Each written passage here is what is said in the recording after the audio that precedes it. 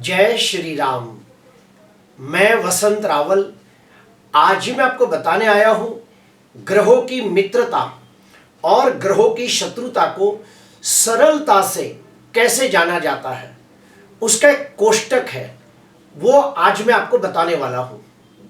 उसके बाद मैं आपको बताऊंगा कौन से ग्रह की कितनी दृष्टियां होती है। ये सारी बातें आज मैं आपको गहराई से बताने के लिए आया हूं। मैंने जो सीरीज शुरू की है इसके अंदर टोटल 20 वीडियो बनने वाले हैं। ये वीडियो मैंने उन लोगों के लिए बनाए हैं जो लोग ज्योतिष सीखना चाहते हैं, जो लोगों को ज्योतिष में रुचि है, जो लोग थोड़ा बहुत ज्योतिष जानते हैं लेकिन गहन ज्ञान प्राप्त करना चाहते हैं। उन लोगों के लिए मैंने ये 20 वीडियो बनाए हैं और इस 20 वीडियो के अंदर ज्योतिष का शुरुआती ज्ञान अर्थात बेसिक ज्ञान बहुत अच्छी तरह दिया है। अगर कोई व्यक्ति इस 20 वीडियो को ध्यान से देख ले, समझ ले, अपने जहन के अंदर उतार ले तो वो आगे जाके एक अच्छा ज्योतिषकार बन सकता है। तो आइए जानते हैं ग्रहों की मित्रता और शत्रुता को सरलता से कैसे जाना जाता है। आपके सामने मैंने कोष्टक बनाया है जिसमें चार तरफ एक ग्रह है, दूसरी तरफ 4 ग्रह और बीच में एक ग्रह है। ये बहुत ही सरल तरीका है, ध्यान से सुनना। ये जो 4 ग्रह है अर्थात सूर्य, चंद्र, मंगल और गुरु, ये जो चारों ग्रह है ये हमेशा एक दूसरे को अपने बहुत ही अच्छे मित्र मानते हैं। जैसे कि सूर्य चंद्र को, मंगल को और गुरु को अपना मित्र मानता है, ठीक उसी प्रकार चंद्र भी सूर्य को, मंगल को और गुरु को अपना मित्र मानता है। ठीक उसी प्रकार मंगल जो है वो भी सूर्य को, चंद्र को और गुरु को अपना मित्र मानता है और गुरु भी सूर्य, चंद्र, मंगल को अपना मित्र मानता है। तो ये चारों ग्रह आपस में एक दूसरे को अपना मित्र मानते हैं। ठीक वैसे ही इधर आते हैं, शुक्र है, शनि है और राहु केतु है। ये जो चारों ग्रह है ये भी आपस में एक दूसरे को अपना मित्र मानते हैं। जैसे कि जो शुक्र है वो शनि और राहु को अपना मित्र मानता है, जो शनि है वो भी शुक्र को और राहु को अपना मित्र मानता है, जो राहु है वो शुक्र को और शनि को अपना मित्र मानता है। तो सीधा साधा याद रखना है, ये 4 ग्रह आपस में एक दूसरे को मित्र मानते हैं। ये जो 4 ग्रह है वो भी आपस में एक दूसरे को अपना मित्र मानते हैं। अभी आता है बीच में बुध, वो है न्यूट्रल। ये बुध सूर्य को भी अपना मित्र मानता है और सूर्य भी बुध को अपना मित्र मानता है।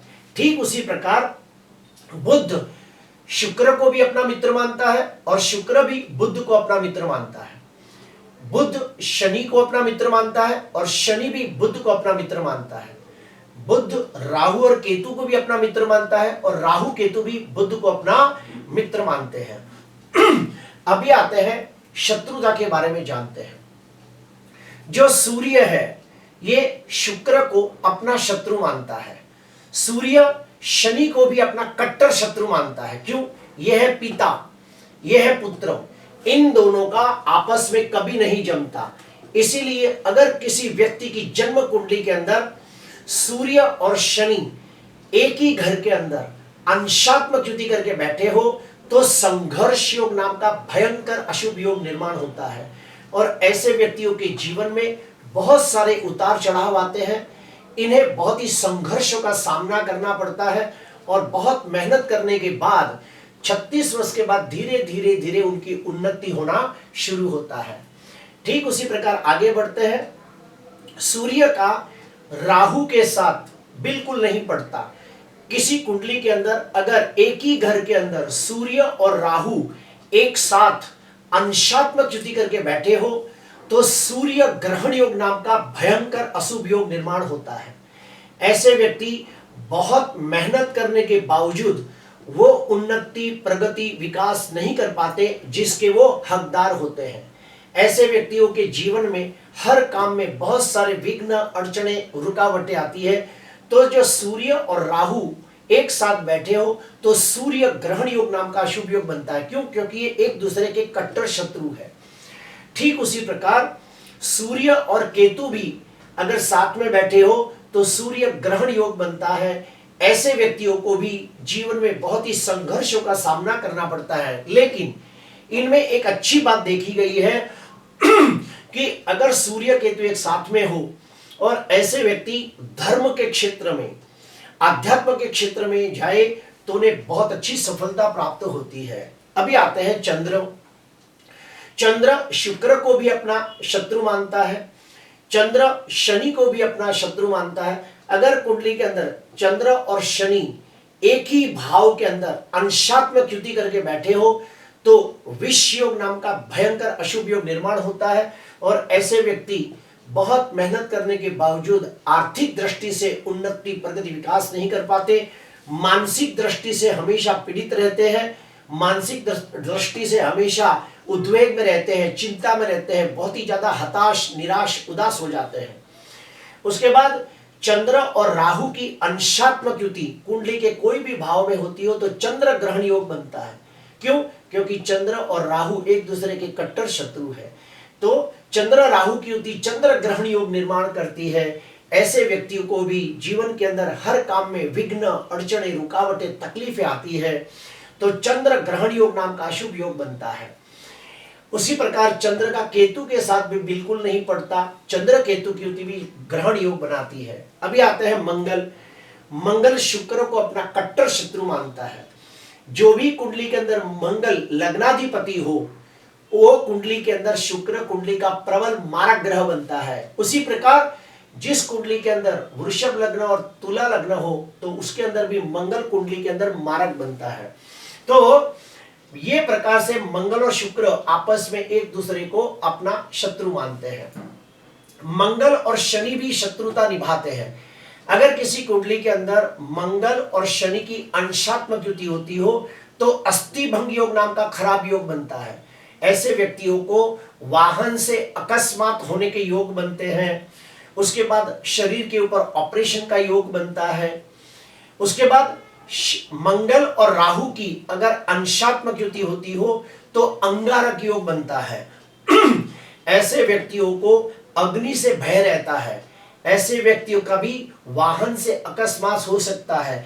ऐसे व्यक्तियों को बुढ़ापे के अंदर ब्लड कैंसर भी होने का देखा गया है। अभी आते हैं, अगर किसी व्यक्ति की कुंडली में मंगल केतु साथ में हो तो वहां पे कुत्ता काटने का योग बनता है। जिसके भी कुंडली के अंदर मंगल और केतु की अंशात्मक युति हो, समझ जाना उसका कहीं ना कहीं पिछले जन्म के अंदर कोई कुत्ते के साथ लेन देन रहा होगा। या तो उसे कुत्ता काटेगा, या तो कुत्ता पालेगा, या तो उसे कुत्ते को खाना खिलाना अच्छा लगेगा। तो ये मंगल केतु की जो युति है ये भी अच्छा नहीं मानते। अभी आते हैं गुरु। गुरु शुक्र को अपना शत्रु मानता है। गुरु शनि के साथ सम संबंध रखता है। गुरु का राहु के साथ अंशात्मक संबंध हो तो विप्र चंडाल योग बनता है, जो बिजनेस के अंदर बिल्कुल सफलता नहीं देता। और ऐसे व्यक्ति अगर बिजनेस करे तो उन्हें बहुत सारे उतार चढ़ाव का सामना करना पड़ता है। गुरु और केतु की अंशात्मक युति होती हो तो धर्म ध्वजा योग बनता है और ऐसे व्यक्ति मंदिर के निर्माण में सहायक बनते हैं या फिर कोई मंदिर की मूर्ति के अंदर प्राण प्रतिष्ठा करते हैं। अभी आते हैं बुध। ये जो बुध है उसका चंद्र के साथ शत्रुता का संबंध है। बुध का मंगल के साथ भी शत्रुता का संबंध है। बुध गुरु को सम मानता है लेकिन गुरु बुध को शत्रु मानता है। आसानी से समझने के लिए याद रखें, सूर्य चंद्र मंगल गुरु ये इधर लिखे जाए, शुक्र शनि राहु केतु इधर लिखे जाए, बीच में है बुध न्यूट्रल। ये कोष्टक के आधार पर आप आसानी से ग्रहों को समझ सकते हैं कि कौन सा ग्रह किसको शत्रु मानता है। ये सारे ग्रह इन लोगों को शत्रु मानते हैं। ठीक उसी प्रकार ये सारे ग्रह इन सबको शत्रु मानते हैं। याद रहे, ये सारे ग्रह इनको शत्रु मानते हैं, ये सारे ग्रह इनको शत्रु मानते हैं और ये सबके बीच में बुध जो सबसे मित्रता करके रखता है। अभी हम आते हैं आगे ग्रहों की दृष्टियों के ऊपर। 4 ग्रह ऐसे हैं कि जिनकी एक ही दृष्टि होती है। वो 4 ग्रह कौन कौन से हैं पहले वो समझ लेते हैं। सूर्य, चंद्र, बुध और शुक्र। फिर से कहूंगा, सूर्य, चंद्र, बुध और शुक्र। ये 4 ग्रह ऐसे हैं कि जिनकी सिर्फ एक ही दृष्टि होती है और वो है 7वीं दृष्टि। जैसे कि मैं आपको कुंडली में दिखाना चाहूंगा। मान लो यहां पे सूर्य बैठा है, तो उसकी 7वीं दृष्टि यहां पर पड़ेगी। गिनती कहां से शुरू होती है? यहां से 1 2 3 4 5 6 7। तो यहां पे सूर्य बैठा होगा तो उसकी 7वीं दृष्टि यहां पे आएगी। चंद्र यहां बैठा होगा तो उसकी 7वीं दृष्टि यहां पे आएगी। बुध यहां बैठा होगा तो उसकी 7वीं दृष्टि यहां पे आएगी। शुक्र यहां पे बैठा होगा तो भी उसकी दृष्टि यहां पे आएगी। मान लो ये चारों ग्रह यहां पे बैठे हैं, सूर्य यहां पे बैठा है तो सूर्य की 7वीं दृष्टि यहां पे, चंद्र यहां पे बैठा है तो उसकी 7वीं दृष्टि यहां पे, बुध यहां पे बैठा है तो उसकी 7वीं दृष्टि यहां पे, और शुक्र यहां पे बैठा है तो भी उसकी 7वीं दृष्टि यहां पे। ये चारों ग्रह ऐसे जहां बैठे हो ठीक उसके सामने 7वीं दृष्टि करते हैं। अभी आते हैं मंगल। तो मंगल की 3 दृष्टियां होती है, चौथी, 7वीं और 8वीं। तो ये कैसे जाने?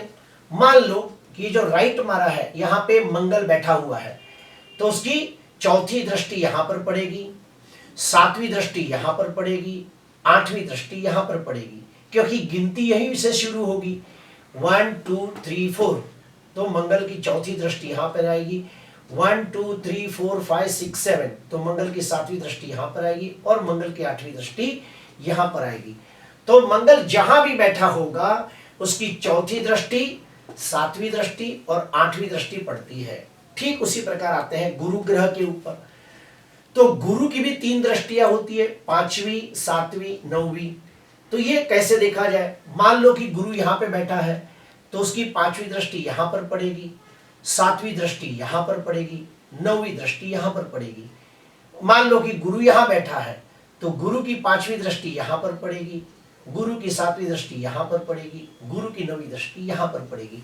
तो गुरु जहां भी बैठा है उस भाव से ही गिनती शुरू होगी। जैसे कि मान लो गुरु यहां पर बैठा है तो यहां से ही गिनती शुरू होगी 1 2 3 4 5। तो गुरु की 5वीं दृष्टि यहां गिरेगी, गुरु यहां बैठा होगा तो 7वीं दृष्टि यहां पे पड़ेगी, गुरु यहां बैठा होगा तो 9वीं दृष्टि यहां पर पड़ेगी। अभी आते हैं शनि। तो जो शनि है उसकी 3 दृष्टियां होती है, तीसरी, 7वीं और 10वीं। ये कैसे जाना जाता है? तो सुनिए। मान लो शनि यहां पे बैठा है, ये जो राइट मारा है वहां शनि है, तो शनि की तीसरी दृष्टि यहां पर पड़ेगी, 7वीं दृष्टि यहां पर पड़ेगी, 10वीं दृष्टि यहां पर पड़ेगी। फिर से शनि की तीसरी दृष्टि यहां पर, 7वीं दृष्टि यहां पर, 10वीं दृष्टि यहां पर पड़ेगी। तो इस प्रकार से देखा जाता है। अभी आता है राहु और केतु। तो राहु और केतु हमेशा वक्री गति से चलते हैं, यानी उल्टा चलते हैं। देखिए बाकी जो सारे ग्रह है अर्थात सूर्य, चंद्र, मंगल, बुध, गुरु, शुक्र और शनि, ये जो 7 ग्रह है ये हमेशा एंटी क्लॉकवाइज चलते हैं, यानी कि उल्टी घड़ी के जैसा चलते हैं। जैसे कि घड़ी ऐसे चलती है तो ये जो 7 ग्रह है सूर्य, चंद्र, मंगल, बुध, गुरु, शुक्र, शनि, ये हमेशा एंटी क्लॉकवाइज चलते हैं, इस प्रकार से चलते हैं। जबकि राहु केतु क्लॉकवाइज चलते हैं, यानी कि ऐसे जाते हैं, उल्टी दिशा में चलते हैं, यानी कि 7 में से 6 में जाएंगे, 6 में से 5 में, 5 में से 4 में, 4 में से 3 में, 3 में से 2 में, 2 में से 1 में, उल्टे उल्टे चलेंगे।